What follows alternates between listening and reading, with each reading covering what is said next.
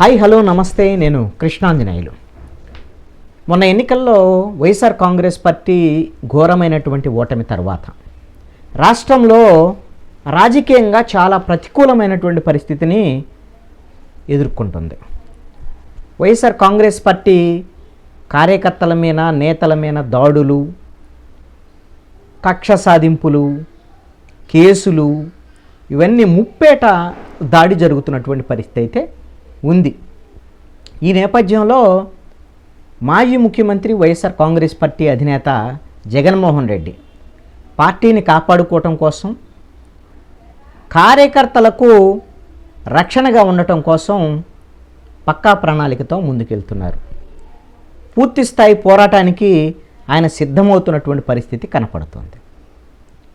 ఇప్పటికే ఆయన ముఖ్యమంత్రిగా ఉన్నటువంటి 5 ఏళ్లలో అయితే మీటింగులు, సిద్ధం సభలు, ఆ సభలు, ఈ సభలకైతే వచ్చారు. కానీ బయటికి వచ్చి కార్యకర్తలను కానీ, నాయకులను కానీ, పార్టీకి సంబంధించినటువంటి వ్యవహారాల్లో అంత పెద్దగా కలిసినటువంటిది అయితే లేదు.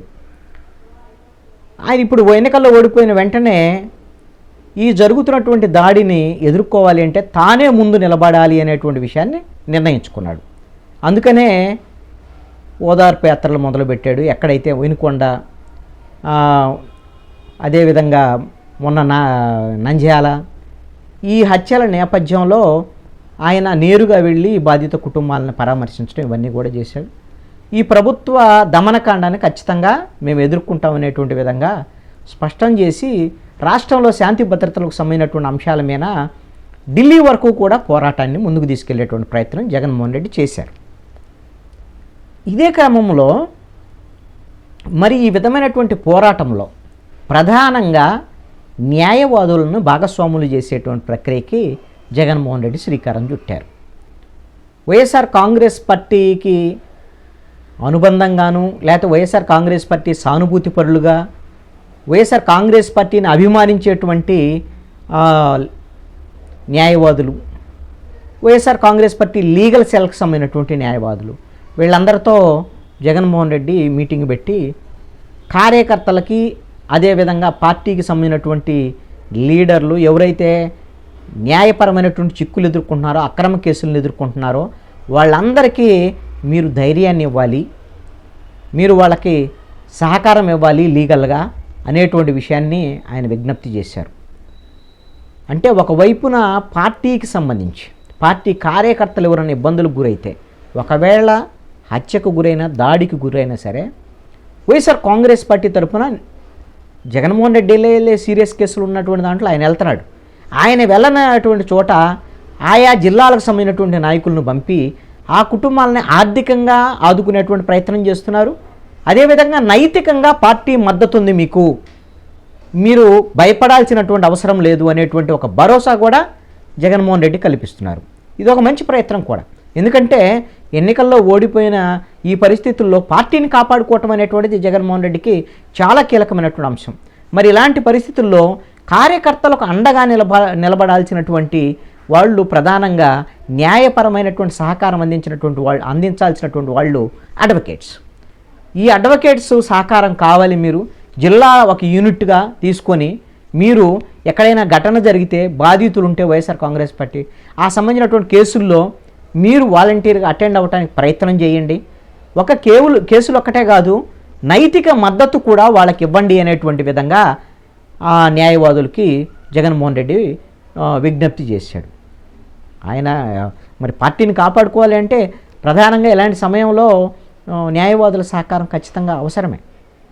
ఆయన ఈ సందర్భంలో గత ప్రభుత్వ హయాంలో న్యాయవాదులకి 100 కోట్ల రూపాయల కార్పస్ ఫండ్ పెట్టి న్యాయవాదులకు సంబంధించినటువంటి సంక్షేమం మీద మన ప్రభుత్వం పనిచేసింది. అదేవిధంగా కొత్తగా న్యాయవాద వృత్తిలో వచ్చేటువంటి వాళ్ళకి వాళ్ళు నిలదొక్కుకోవటం కోసం ప్రొఫెషన్లో ఒక 3 ఏళ్ల పాటు వాళ్ళకి ఆ స్టైఫండ్ రూపంలో కూడా ప్రభుత్వమే అందించింది. ఇది గతంలో ఏ ప్రభుత్వాలు చేయలేదు, వైఎస్ఆర్ కాంగ్రెస్ పార్టీ ప్రభుత్వం చేసింది. న్యాయవాదుల సంక్షేమం గురించి ఆలోచించింది.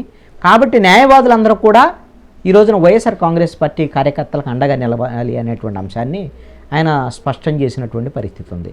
ఈ సందర్భంగా రెడ్ బుక్కు సంబంధించినటువంటి అంశాల మీద కూడా జగన్మోహన్ రెడ్డి మాట్లాడారు. రెడ్ బుక్లో ఏదో మంచి విషయాలు రాసుకుంటే పర్వాలేదు, అన్నీ వాడిని దొక్కేద్దాం, వీడి మీద కేసులు పెడదాం, వీడి మీద దాడి చేద్దాం, వీడి మీద అక్రమ కేసులు పెడదాం, ఇలాంటివన్నీ రాసుకున్నారు. రాసుకొని ఇప్పుడు వేధింపులకు గురి చేస్తున్నారు అందరిని కూడా.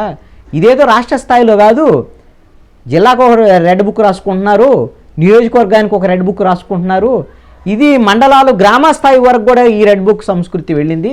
ఎక్కడికక్కడ రెడ్ బుక్ రాసుకొని ఈ విధంగా వేధింపులు, అక్రమ కేసులు ఇవన్నీ పెట్టేటువంటి పరిస్థితులు ఉంటున్నాయి. ఇలాంటి అప్రజాస్వామిక చర్యలు కరెక్ట్ కాదు అనేటువంటి విధంగా జగన్మోహన్ రెడ్డి మాట్లాడారు. చంద్రబాబు నాయుడు ముఖ్యమంత్రిగా ఉండి స్టేట్మెంట్లు ఇస్తున్నారు, ఎవరైనా నేరం చేయాలంటే భయపడాలి, అలా ఉండాలి అని చెప్తున్నారు.